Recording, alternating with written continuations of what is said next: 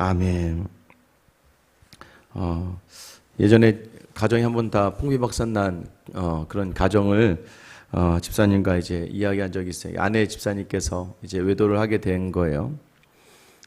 그런데 이제 아마 그래도 마지막에는 교회 와서 상황을 이야기하다가 아마 담당 목사님이 어떻게 할 거냐라고 물으시니까 그 아내분이 이제 집사님 이렇게 얘기하신 거예요. 남편도 사랑하고 좋아하고 아들도 사랑하고 좋아하지만 그 남자가 있을 때가 더 좋다는 거예요. 더 이상 뭐 말을 할 필요가 없겠죠. 결국은 그 집사님은 이제 집을 나가고 이혼을 하고 한참 시간이 지난 다음에 나중에 보니까 이미 이제 아내는 깨닫고 이게 뭐 남녀 간의 그런 관계적인 게 오래가지 않는다고 깨달았지만 이미 늦었고 이미 돌아오랬지만 이제 그 남편 되시는 분은 다른 교회로 옮기시고 이제 다른 좀 시간이 지나서 다른 분을 만나서 잘 살고 계셨고 그 아내 집사님께서는 굉장히 후회하셨더라 하는 어떤 목사님의 이야기를 들은 적이 있습니다.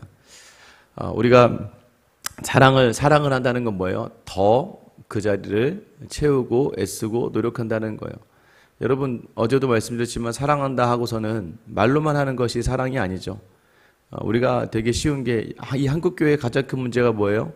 말로는 사랑한다고 그렇게 이야기하지만 삶으로 또한 살아내면서 같이 교회 생활하면서 사랑하는 것을 결코 볼 수가 없다는 겁니다. 그래서 교회가 세상으로부터 많은 손가락질을 당하는 이유가 바로 그것이죠.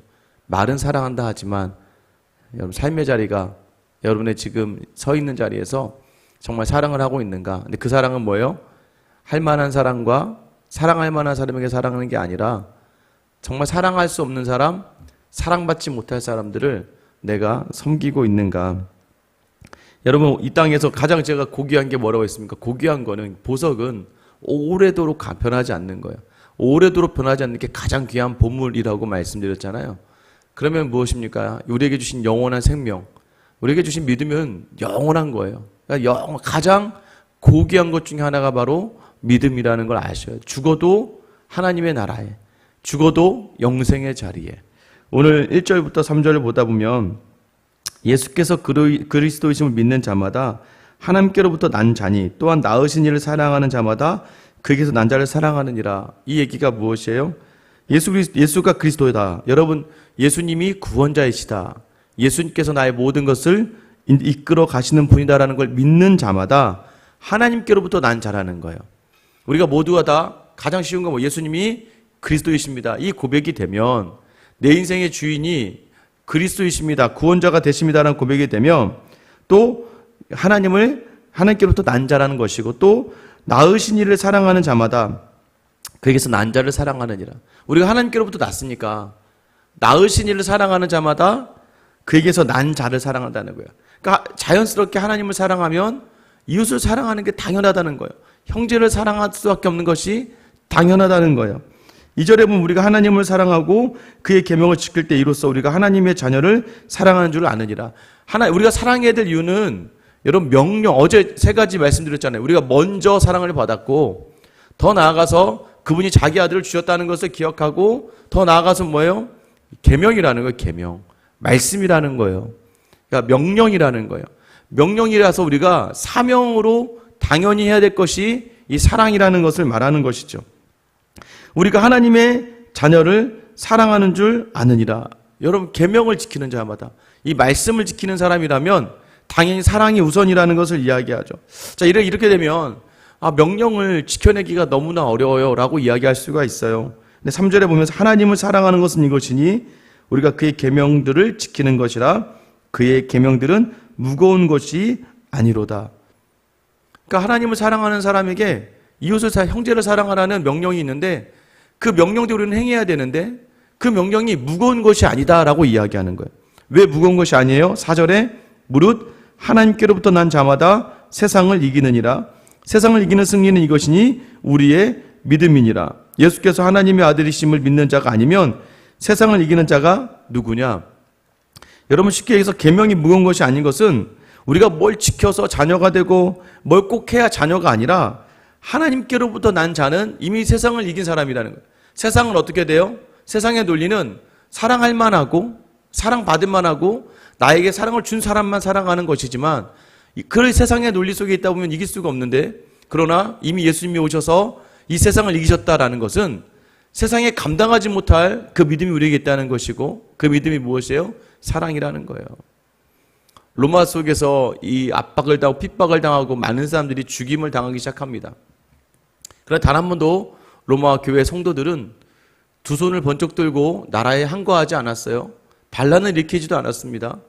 그들이 끌려가면 옆집에 누가 교회를 다녔대. 그러면 이 로마 군인에게 잡혀가서 사자밥이 되고 이 경계장에서 처절하게 죽임을 당하는데도 불구하고, 여러분 그들 안에 정말 사랑, 그러면서도 계속해서 자기들이 시간이 되고 물질이 될 때마다 또 자기들의 여유가 있을 때마다 다른 사람들 돕고, 믿음이 있는 주인들은 자기의 종들을 함부로 대하지 않고, 그 사람들이 알게 되는 거예요. 아, 정말 저 사람들이, 세상의 다른 주인들은 종들을 물건 취급, 재산 취급하고, 여자와 아내와 딸들을 그냥 자기의 재산 목록처럼 자기의 이익을 위해서 사용하는데, 믿음이 있는 사람들이 그러지 않았다는 거예요.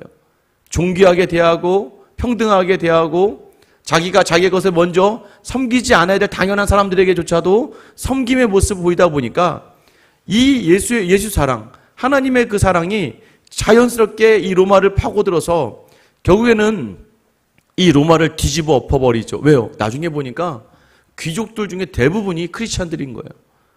다 이미 끌려가 죽고. 그러니까 신기하죠. 왜 쟤네들은 끌려가 죽으면서조차도 항거하지 않고 목숨 걸고 막 싸우지 않고 그럴까?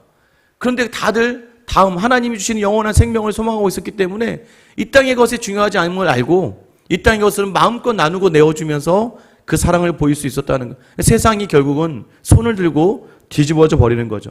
근데 반대로 오늘날 왜 교회는 욕을 먹습니까? 그 힘을 가지고 뭔가 이 세상을 주도하려고 하고 세상을 이끌려고 하니까 자꾸 교회가 욕을 먹는 거예요. 사랑은 그렇게 힘으로 뒤집어 엎는 게 아니에요. 사랑은 섬김과 헌신과 용서와 희생을 통해서 나타나는 거예요. 그래서 여러분들이 전부 다 우리의 마음을 울리는 딱 한마디, 엄마 아니에요, 엄마. 어머니. 왜요?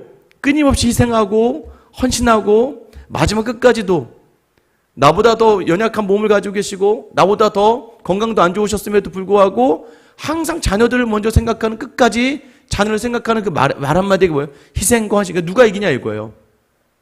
그 사랑을 행한. 그런데 하물며 우리 안에 있는 하나님께서 이미 이 땅을 이기셨기에 우리가 막 계명 말씀을 지키려고 막 노력해서 자녀가 되는 게 아니라 하나님의 자녀이면 이미 우리 안에 사랑이 있고 그 사랑이 있으니까 자연스럽게 전할 수밖에 없다는 걸 이야기하는 거죠. 6절 말씀 보세요. 이는 물과 피로 임하신 이시니 곧 예수 그리스도시라. 물로만 아니라 물과 피로 임하셨고 증언하는 이는 성령이시니 성령은 진리니라. 어제 말씀드린 것처럼 우리가 왜 사랑할 수 있냐면, 왜 존재가 그렇게 되냐면 이미 물과 피로. 여러분 물과 피는 뭐예요? 일단 하나님의 아들 육신으로 오셔서 물, 세례를 받으시고 피, 자기 십자가의 피로 자기가 하나님의 아들이심을 드러내며 우리를 사랑하시며 이 땅에 죽임당하신 예수 그리스도. 그 예수님을 누가 증거한다고요? 성령님께서 증거하신다는 거예요. 성령님이 이 사랑 우리 안에 주셔서 우리로 하여금 예수 그리스도, 하나님께서 우리를 사랑하셔서 예수 그리스도를 인간의 몸을 입고 이 땅에 보내시고 십자가에 달려 죽으심을 믿게 하는 믿음이 있고 그 믿음이 증거가 되기 때문에 우리로 하여금 확신을 가지고 이 땅을 살아가게 하신다는 거예요. 그러니까 여러분이 예수님이 주님이십니다. 여러분 이거는 굉장히 어려워요. 오늘도 이제 유치부부터 성경학교, 다음 주 뭐 초등학교, 초등부 성경학교, 아직은 예수를 믿지 않는 아이들에게 야 하나님이 너희의 주님이셔, 하나님이 구원자이셔, 이게 쉽겠습니까? 사실 우리의 아이들조차, 아직도 이성적으로 생각이 안 되는 아이들조차도 그냥 엄마 아빠가 계속 찬양 부르고 예배 드리고 하니까 이 아이들 입에서 그냥 외우듯이, 주문 외우듯이 나올 수밖에 없는 이야기지만, 여러분 근데 그 하나님이 사랑이셔, 하나님 너를 사랑해, 이걸 어떻게 느낄 수 있냐 이거예요. 이전에 제가 담임이셨던 목사님께서요, 이제 어머니는 일찍 돌아가시고 7살 때, 아버지가 그때 이제 병이 임했습니다. 병이 크게 오셨어요. 그래서 아버지 서울에 요양하러 가시고 이 누나와 이 목사님을 청주에 있는 이제 그러니까 작은 아버지 댁, 할머니가 있는 집으로 이제 보낸 거예요. 7살 때부터 고등학교 될 때까지 그 집에서 자랐는데 얼마나 눈칫밥을 보면서 자랐겠습니까? 그런 얘기 하시더라고요. 공부도 그 집 아들보다 잘하면 안 된대요. 공부도 더 잘하면 미움받고 뭘 좀 잘하면 미움받고. 근데 할머니는 그걸 모르시니까 너 왜 공부 안 하냐 하는 거예요. 한 번은 중학교에서 고등학교 보내달라고 했다가 작은아버지 낫으로 막 발을 찍으셨 정도로. 그러니까 그 남의 집에서 서러움 받고 어렵고 힘들어서 매번 소나치러 보내고, 여러분 그 상황이 얼마나 힘들었겠어요. 그래서 맨날 산에 올라가서 소를 치면서 할 수 있는 그냥 노래를 부르면서 그렇게 있었대요. 근데 어느 날 이제 친구가 우르르 줄라 어딜 가더래요. 어디 가냐 했더니 교회를 간다고. 그래서 그 교회를 따라간 거예요. 따라갔는데요, 거기서 막 아이들이 막 찬양도 부르고 놀고 있더래요. 근데 자기는 처음이니까 주섬주섬 어떻게 할지도 모르고 이러고 있었는데, 선생님께서, 그 전사님께서 또 막 들어와서 같이 노래 부르는데, 이분이 그래도 맨날 솔 치면서 산에서 노래 불러서 그런지 몰라도 노래를 했는데, 그 전사님이 야, 너 너무 노래 잘한다. 그리고 얼마나 잘 꼬장꼬장한데도 얼마나 그분이 따뜻하게 본인을 맞아주던지. 그러니까 자기가 사랑을 느끼는 곳이 유일하게 교회인 거예요. 친구 따라 한 번 갔던 교회에서 그곳에 있는 전사님과 집사님들이 이 목사님만 보면 다들 야, 너 어떻게 여기까지 와고 너무나 사랑해 주고 예뻐해 주니까 유일하게 자기의 낙이 주일날 교회 가는 거.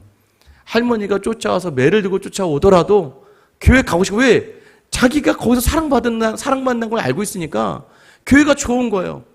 집에서는 정말 맨날 눈치만 보고, 집에서는 마음껏 못하는데 가서 마음껏 노래하고 찬양을 한 거죠. 마음껏 찬양을 하고. 여러분, 나중에는 이분이 이제 서울대 음대에 가셨죠. 서울대 음대에서 성악을 전공하시고, 그 기준이 어디예요? 이 외로움과 괴로움의 자리에서 교회로 가서 찬양하는 자리에서 하나님이 그 길을 열어주셔서 결국에는 이제 그렇게까지 가시고. 여러분, 뭐예요? 사랑이 느껴진다. 누굴 통해서 느껴져야 돼요? 우리를 통해 느껴져야 되는 거예요. 믿지 않는 사람에게 하나님의 사랑, 보이지 않는 하나님의 사랑을 어떻게 보일 수 있겠습니까? 보이는 사람, 우리가 보이는 사람에게 사랑을 통해서 보이지 않는 하나님의 사랑을 느끼게 하는 것이죠. 그런데 이 사랑이 진짜니까, 여러분 이 사랑이 진리니까, 왜요? 성령은 진리시거든요. 여러분 성령이 진짜예요. 우리에게 주신 성령이 그걸 증거하시는 거예요. 여러분 이게 믿어진다는 게 놀라운 기적 아닙니까? 우리의 가장 크고 놀라운 기적과 힘은 태초에 하나님이 천지를 창조하셨다는 게 믿어지는 것이고, 그 하나님께서 우리와 상관없는 분이 아니셔서 우리를 무시하시고 우리를 죽이시고 우리를 내팽개치셔도 되시지만 우리를 무한하게 사랑하셔서 자기 자신을 내어주시며 우리를 사랑하시고, 그리고 그 아들을 보내시고 그 아들이 우리를 위하여 십자가를 지시고 그 죽음 속에서 우리의 죄를 해방시키시고, 더 나아가서 천국으로 부활하시고 승천하시는 놀라운 우리 가야 될 길들을 이미 보여주시는 그 사랑이 우리에게 있다는 거예요. 이 믿음이 우리에게 주어졌다는 게 특별한 하나님의 사랑 아니겠습니까? 여러분, 그래서 그 사랑을 아는 사람은 자연스럽게 계명을 지켜라 하지 않아도 하는 거예요. 제가 사역을 하면서 항상 여러분 강조하죠. 억지로 시키지는 않아요. 하라고 하지도 않아요. 여러분 스스로가 하지 않는 이상은, 또는 너무 시간이 안 되는데 와서 해달라고 해도 시켜주지도 않습니다. 왜냐하면 또 검증이 되고 인정이 되고 좀 시간이 지나야 되기 때문이죠.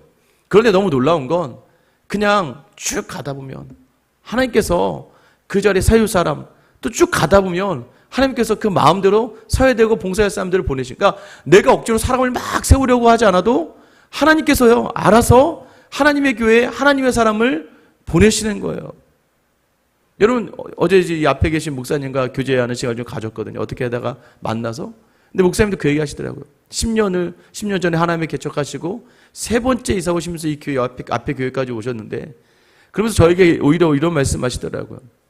하나님께서는 하나님 앞에서 정직하게 서 있으면 하나님께서 그 교회를 이끌어 가시는 것처럼, 여러분 우리가요 믿음으로 서 있으면 하나님, 자연스럽게 믿음의 사람은 하나님이 원하시는 일들을 자연스럽게 하게 되는 거예요. 그래서 그 사랑을 받았느냐 받지 않았느냐, 은혜가 있느냐 은혜가 없느냐, 여기서부터 모든 것이 걸러지는 것이죠. 9절입니다. 만일 우리가 사람들의 증언을 받을진대 하나님의 증거는 더욱 크도다. 하나님의 증거는 이것이니 그의 아들에 대하여 증언하신 것이니라. 성령께서 하나님에 대해서 증언하신 이것이다라고 이야기하고 있죠.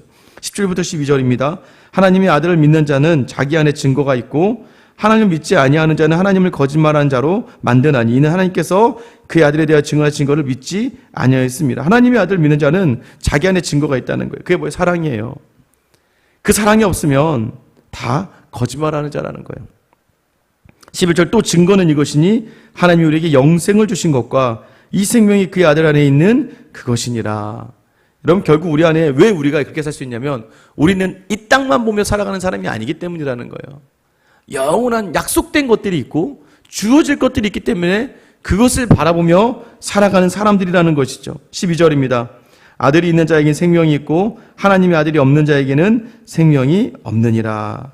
여러분 사랑은 언제 해야 됩니까? 사랑은요, 사랑할 때만, 사랑할 수 있을 때만 사랑하는 게 아니에요. 왜냐하면 우리는 사랑하지 못할 우리를 사랑하신 하나님의 사랑이 우리에게 있기 때문에, 우리가 하나님 우리를 사랑하실 때가 언제예요? 막 찬양할 때, 영광 돌릴 때, 최선을 다해 주의 일을 섬길 때가 아니에요. 주어진 자리, 하나님의 심지어는 우리가 죄인 되었을 때에 하나님 우리를 사랑하셔서 우리를 불러주셨어요. 그리고 더 나아가서 우리가 무너지고 넘어지고 쓰러져 있을 때조차도 하나님 그 인자와 자비로 아침마다 늘 새롭게 우리를 바라보시는 거예요. 어제도 저희 아이한테 아빠 내가 언제가 제일 이뻐? 네가 잘 때가 제일 이뻐. 잘 때가 제일 이쁘죠? 아무것도 안 하고 조용히 자고 있죠. 잘 때마다 얼마나 예쁜지 모르겠어요. 새벽에 나오면서도 자고 있는 아이들 보는 게 제일 이쁘죠. 근데 그것처럼 하나님은 매일 새롭게 우리가 어제 행한 모든 것들을 잊어버리시고 아침마다 늘 우리를 동일한 눈으로 바라보시니까 그럼 우리가 어떻게 해요? 오늘 살아가면서 하나님이 주신 자리로 여기니까 오늘 하루의 삶 가운데서 하나님이 힘들어도 하나님 기뻐하실 일을 택하고 나아갈 때 하나님은 그 사랑을 받으시고 우리를 존귀하게 여기시며 우리에게 그 사랑의 모든 자리를 베풀어 주심을 믿으시기를 축원합니다. 요한이 그랬잖아요. 성령을 받아서 얼마나 뜨겁습니까? 요한이요 겁이 없어요. 열심히 오죽했으면 요한복음 읽을 때마다 그의 사랑하시는 제자, 그의 자기를 그렇게 표현할 정도로 그 정도로 자기가 자신이 있다는 거예요. 자기가 예수님을, 베드로도 예수님을 향해 정말 충성을 다했지만 정말 자기가 예수님을 사랑했다는 걸 요한이 드러내고 있어요. 은근히. 그리고 정말 요한은 계속 예수 옆에 앉아 있고요. 심지어는 십자가상의 모든 제자들이 도망갔을 때 요한이 그 십자가 밑에 있었잖아요. 모든 제자가 다 예수님이 웃어 도망갔을 때 요한은 두렵고 겁이 오죽했으면 요한의 별명이 뭐예요? 우레의 아들. 얼마나 열심히 있었으면, 얼마나 최선이 있었으면 우리가 알고 있는 사랑의 사도는 원래 우레의 아들이었다고요. 뭐요? 누군가가 예수의 이름으로 병을 고치니까 주님 저들을 못하게 할까요? 벼락을 내려서 사람들을 다 진멸시켜버리도록 할까요? 요한이 굉장히 다혈질적이고 굉장히 급하고 굉장히 열심히였습니다. 그 열심을 다해서 예수님이 죽는 순간까지도 십자가의 밑에서 예수님을 바라보고 있었던 요한이에요. 그 예수님이 요한아 이제 가서 십자가를 전해라. 전 세계를 다니며 네 목숨을 바쳐라고 하지 않으시고 전혀 생뚱맞게 보라 네 어미라. 뭐요? 나의 어머니를 너에게 부탁한다는 거예요. 그래서 요한은요 거의 50년 동안을 이 예수님의 어머니 마리아를 봉양을 해요. 다른 제자들은 막 힘이 펄펄해서 목숨 걸고 막 복음을 전하고 뜨거운 사명까지 하고 있는데 내가 이 할머니, 이 어르신을 내가 내 50년 동안 이 어르신만 모셔야 되나? 정말 내 인생이, 여러분 이렇게 생각하지 않았다고요. 예수님의 그 말씀, 자기가 사랑하는 예수님의 그 말씀 하나가 자기에게 주어졌기 때문에 사실은 자기가 모시지 않아도 되는 예수님의 어머니죠. 그런데 예수님의 말씀 때문에 그 어머니를 50년 동안 모셨습니다. 그러고 나서 하나님이 그에게 어떤 복을 주십니까? 이제 거의 노년이 다 되어서 그때 예수님의 어머니를 모시며 예수님의 어린 시절, 그래도 30살까지는 예수님의 어머니가 예수님과 같이 교제를 나눴으니까 예수님이 어떠했고 어떻게 자라셨고 요한이 그 예수님에 대해서, 그리고 그 시간이 지나면서 어머니를 모시면서 묵상하는 자리에서 행하셨던 모든 사건들 하나하나가 전부 다 해석이 되기 시작하는 거예요. 요한에게 주신 성령이 그것들을 다 해석하고 보니까 요한이 나중에 노년에 요한복음을 쓰기 시작하죠. 하나님은 당신을 사랑하십니다. 하나님은 사랑이시다. 세상을 이처럼 사랑하사 자기 독생자를 우리에게 주셨다. 여러분, 그리고 요한 1, 2, 3, 4. 여러분, 그 다혈질적이고 적극적이고 자기문했던 그 요한이요, 사랑의 사도라는 이름을 가지게 돼요.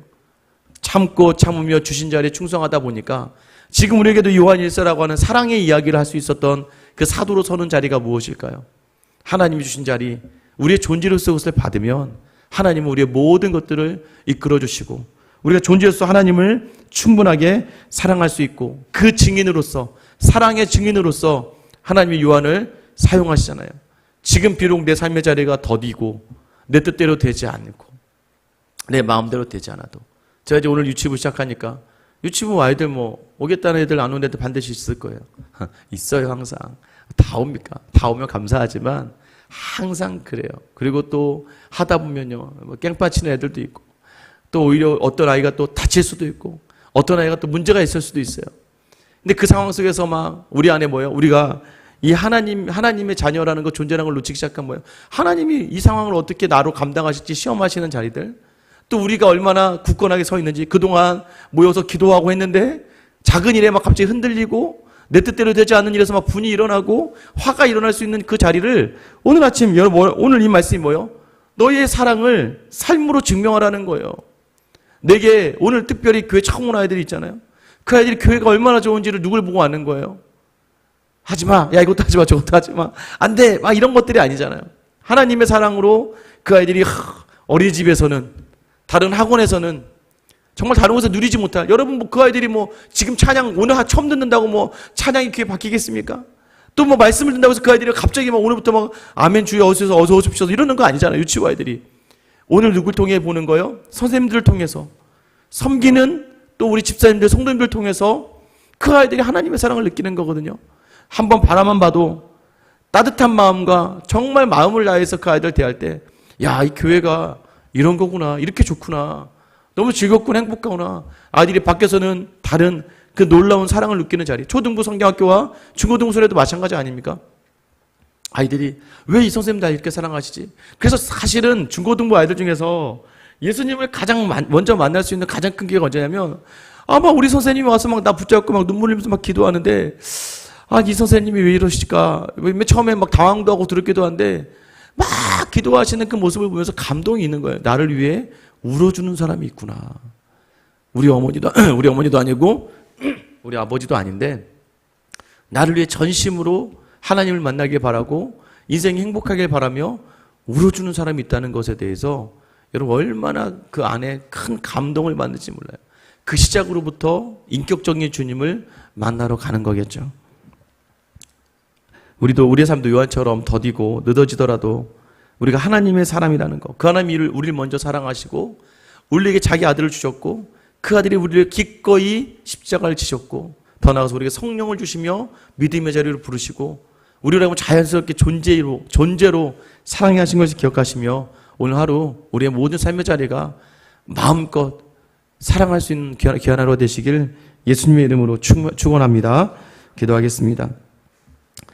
하나님, 오늘 우리로 하나님께로 난 자마다 하나님을 사랑하고 또 하나님을 사랑하는 자마다 그에게서 난 자를 사랑한다고 말씀하십니다. 하나님, 오늘도 그 말씀을 지키는 게 어려운 게 아닌 것은 우리의 존재가 하나님께 속하였기 때문입니다. 하나님, 감사한 것은 어떻게 우리가 전능하신 하나님을 알고 그 하나님을 아는 것에 그치지 않고 우리의 아들을 내어주신까지 믿게 하시고 그 아들이 주시는 성령을 통하여 우리의 삶의 자리에 영생이 주어졌음을 기억하며 오늘 하루하루를 이 땅을 바라보고 사는 인생이 아니라 영원한 천국을 바라보며 살 수 있는 인생으로 세워주시고 인도해 주셔서 감사합니다. 하나님, 오늘도 우리의 존재가 당연히 사랑해야 될 자리, 당연히 섬겨야 될 자리임을 기억하며 나를 향한 사랑으로 나를 이끄시는 자리, 성령의 인도하심 속에서 나를 끌어가시는 하나님을 온전히 경험하는 귀하고 복된 하루, 오늘도 특별히 사랑으로 하나님 자녀인 것을 증명하는 우리 모든 성도들 다 되게 하여 주시옵소서. 십자가의 사랑으로 먼저 우리를 사랑하신 사랑을 증명하셨고 그 아들의 죽음 속에서도 단 한마디도 하지 않으시며 참으시고 인내하시며 우리를 구원하신 그 아버지의 마음, 오늘 시간 우리 안에 담고 나아가길 원하오니 주님 함께하여 주시옵소서. 감사합니다. 예수님의 이름으로 기도드립니다. 아멘.